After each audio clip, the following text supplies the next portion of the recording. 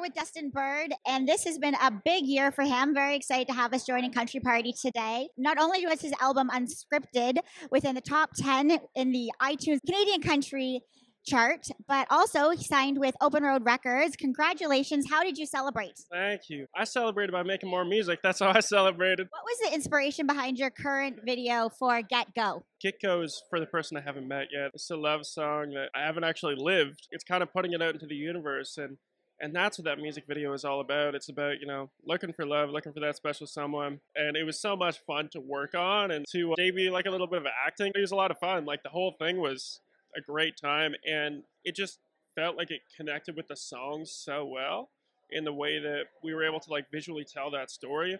Yeah, and it's not like your traditional country music video either. You got to have some fun with that one. In it, your character works in a diner. What are some jobs that you've had outside of the music world? I actually taught music, which I guess was like when I was like 15. That was like my first job. I've worked construction. I worked at a marina one summer. I like four-wheelered to work. That was fun. I've worked various retail things. So it just makes me so grateful to be able to do this every day. I wouldn't trade it for anything. A question that I get asked a lot is like, well, what would you do, right? And I'd just be doing this, just like, in another way. I might have to like work another job or something like that, but I'm still going to do this. The fact that this is my job is pretty amazing. Absolutely. Yeah, I totally feel you there. You're also part of the song Together We're Strong, which you co-wrote with Corey Marks, Aaron Pritchett, Ali, and Jason McCoy. How did that all come together? Well, yeah, so Brian, John, Harwood, and I, we came up with this idea when the pandemic happened that we wanted to support the industry. We asked all of our friends to jump on it, and the proceeds of the song went to Unison Benevolent Fund, which, if you don't know Unison Benevolent Fund, there's such a awesome group of folks who have supported this industry financially and personally throughout this whole pandemic, and they're always there, and that they got your back, and so we wanted to have their backs as much as we could. All these iconic Canadian artists jumping on this song, just such a memorable experience because like we knew that was going to resonate with people and that we'd be able to give back. And then the Snowbirds came on board, and Jennifer Casey, that was such a tragedy, and that song took on a different life in that moment. And so the song has kind of lived multiple lives in the way that it's resonated with people across the country, and I'm just grateful to be a part of it.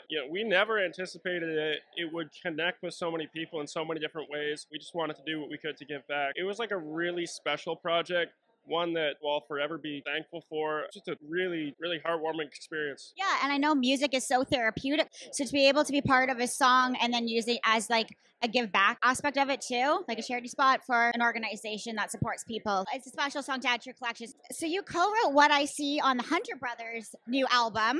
What was it like to write a holiday themed song in comparison to regular style?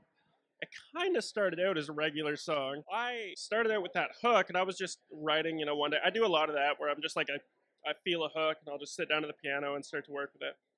And it came from Do You Hear What I Hear? And I wanted to kind of write like a love song around it, but I was like really vibing on Christmas in like June. So it kind of just took a Christmas turn. I demoed like a verse and a chorus, and I sent it to Ty, and I was like, you vibing on this? Because I'm vibing this for like you guys. I was like, let me know what you think. And he's like, yeah, dude. And so I went down there to Shaunavon, Saskatchewan to do a show. And they had just cut the song. And I was like, man, this is so cool. Because what they did with it and the way that they kind of took it and that idea and did their Hunter Brothers thing with it, it's magic because they are magical. I mean, those boys, they can sing and they can perform and they can put a lot of soul into songs. And so they really brought that song to life. I didn't expect it to happen. We didn't plan for it, but it just happened. And so I think that's really special too. And kind of see it out in the world is very cool. Clearly here, you are not afraid to reach out to other artists to join you on projects and be part of things like that. Were you ever nervous the first time that you reached out to someone?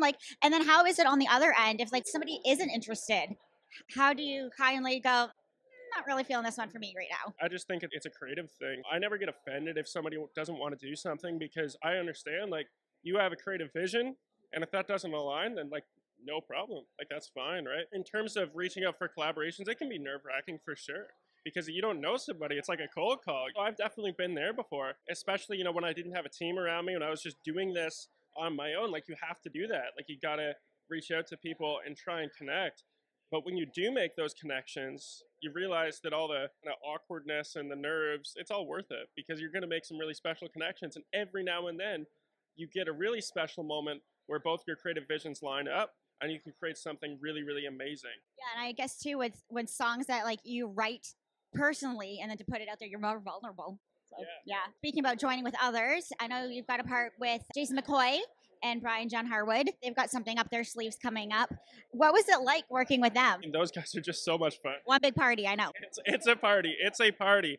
And that song, I don't want to give too much away about it, but it's a party. It feels so fun, and it's like a pleasure to work on. But those guys are pros. I mean, they can have fun, but they know how to be professional, and they know how to show up and do the job and do it in an environment which is just exciting and energizing, and that you're having a good time. And I think that's going to resonate with the listener when they hear it. You have a hand in producing. So do you think producing makes you a better artist? And do you think being an artist makes you a better producer? Yeah, absolutely. That's a great question. What inspires me is little nuggets of things. You know, I get inspired by like little sounds, little lyrics, things like that. And so as a producer, I can take that and put that into songs. You know, I don't feel limited creatively ever in what I'm able to create. And so as an artist, it gives me that freedom to kind of do whatever I feel like doing. And as a producer, understanding how I go through things as an artist helps me work with other artists in a way that I think is just a little bit therapeutic, because it feels really, really good when you connect with something, but it's be really difficult when you don't connect with something. And so to kind of understand the balance of that and how that feels for other artists, I think is really important as a producer. And so doing this the way that I've done it has helped me in a lot of ways. And like, I'm just grateful to be able to do it. And I'm an artist first, so there's gaps where I don't produce. You know, if I'm on the road or something, like I'm not in the studio. Back there, I kind of come refreshed and revitalized and with new ideas. So to have this balance in my life is fabulous. I love it. Well, thank you so much for stopping by. Looking forward to seeing what you've got up on your sleeves next. I wish Get Go all the best. I hope you get to do some more creative videos like that since you really enjoyed it. They're fun to watch. Congratulations. Thank you very much. Thank you for watching and listening.